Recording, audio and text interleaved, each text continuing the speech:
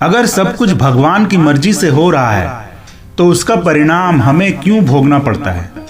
यह प्रश्न धर्म, कर्म, भाग्य और भगवान की भूमिका को समझने के लिए एक व्यापक दृष्टिकोण की मांग करता है। तो चलिए इस वीडियो में इस विषय को विभिन्न दृष्टिकोणों से विस्तार से समझते हैं। भगवान और मानव स्वतंत्रता का संबंध।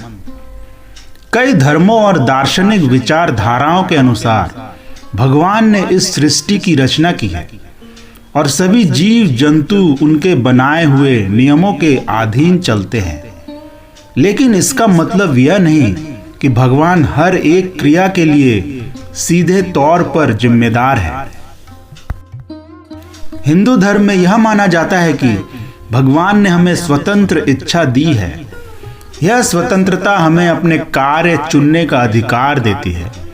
परिणाम स्वरूप हम जो भी कर्म करते हैं उसका फल हमें ही भोगना पड़ता है। गीता में भगवान श्री कृष्ण कहते हैं, कर्मण्येवाधिकारस्ते मा फलेषु कदाचन, यानी इंसान का अधिकार केवल कर्म करने में है, फल पर नहीं। कर्म का फल भगवान की मर्जी से नहीं बल्कि हमारे कर्मों के अनुसार तय होता है। उदाहरण के तौर पर एक किसान बीज बोता है और उसकी देखभाल करता है। यदि वह मेहनत करेगा तो फसल अच्छी होगी, यदि वह लापरवाही करेगा तो नुकसान होगा। भगवान ने प्रकृति के नियम बनाए हैं, लेकिन यह किसान पर निर्भर करता है कि वह उन नियमों के साथ कैसे तालमेल बैठाता है। कर्म का सिद्धांत और परिणाम भोगने की अनिवार्यता क्या है? चलिए दोस्तों इसको समझते हैं। हिंदू धर्म का कर्म सिद्धांत कहता है कि हर क्रिया का एक प्रतिक्रिया होती है। यह क्रिया प्रतिक्रिया का नियम है। दरअसल 3 प्रकार के कर्म होते हैं। संचित कर्म, यह हमारे पिछले जन्मों का संचित कर्म है जिसका फल हमें वर्तमान या भविष्य में मिलता है। प्रारब्ध कर्म, यह वे कर्म हैं जिनका फल हमें वर्तमान जीवन में भोगना पड़ता है। क्रियमाण कर्म, यह वे कर्म हैं जो हम वर्तमान में कर रहे हैं और जिनका फल भविष्य में मिलेगा। भगवान की भूमिका इसमें क्या है? भगवान केवल न्याय करते हैं और इस प्रक्रिया को संतुलित बनाए रखते हैं। वे हमें सजा या पुरस्कार नहीं देते बल्कि हमारे कर्मों के अनुसार हमें परिणाम प्राप्त होता है। उदाहरण के तौर पे यदि कोई व्यक्ति चोरी करता है और पकड़ा जाता है तो उसे सजा मिलेगी। यह सजा भगवान की मर्जी से नहीं बल्कि उस व्यक्ति के कर्म का परिणाम है। भगवान की मर्जी और भाग्य का दृष्टिकोण। कुछ लोग मानते हैं कि सब कुछ पहले से तय है और भगवान की मर्जी के अनुसार होता है। इसे भाग्यवाद कहते हैं। भाग्य और कर्म का संबंध क्या है? भाग्य को भगवान ने निर्धारित किया हो सकता है, लेकिन इसे बदलने की ताकत कर्म में होती है।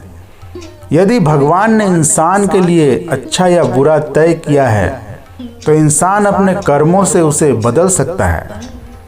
भगवान की मर्जी का अर्थ क्या है?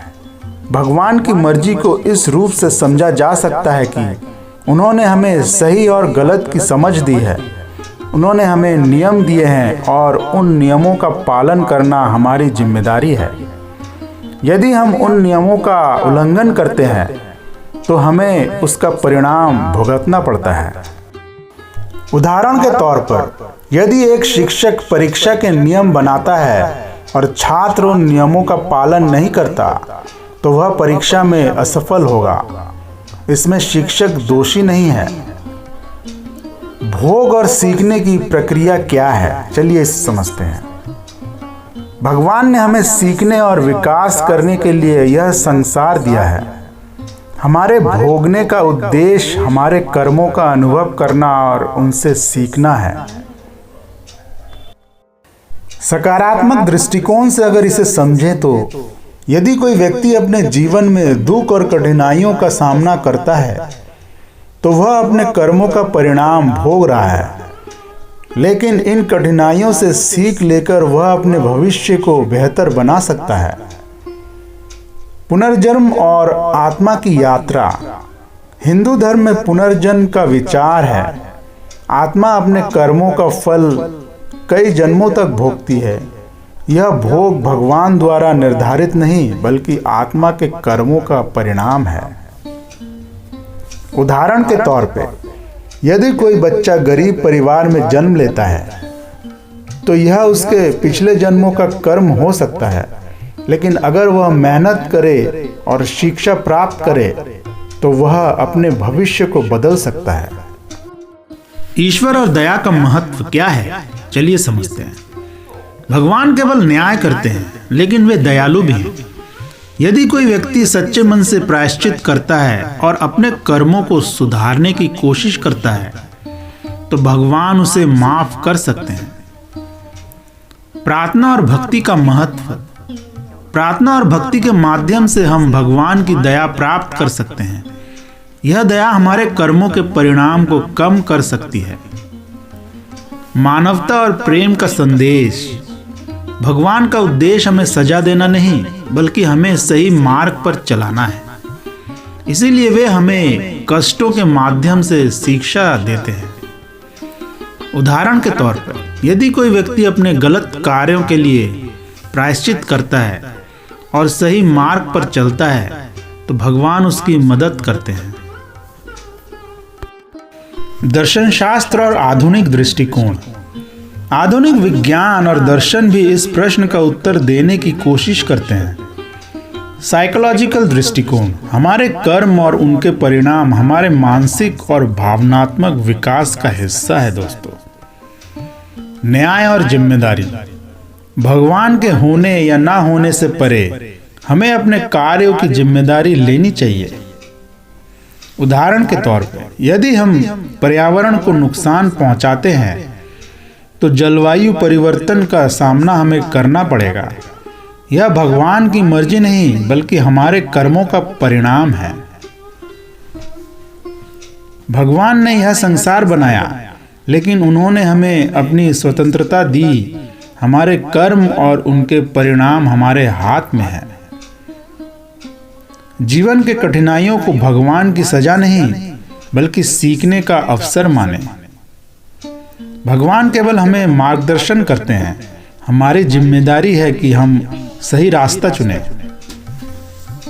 भगवान की मर्जी और हमारे कर्मों के बीच संतुलन है। हमें अपने कर्मों की जिम्मेदारी लेनी चाहिए और भगवान से शक्ति और ज्ञान प्राप्त करने की प्रार्थना करनी चाहिए। यह जानकारी कैसी लगी कमेंट बॉक्स में लिख कर जरूर बताएं। धन्यवाद। फिर मिलते हैं अगले वीडियो में।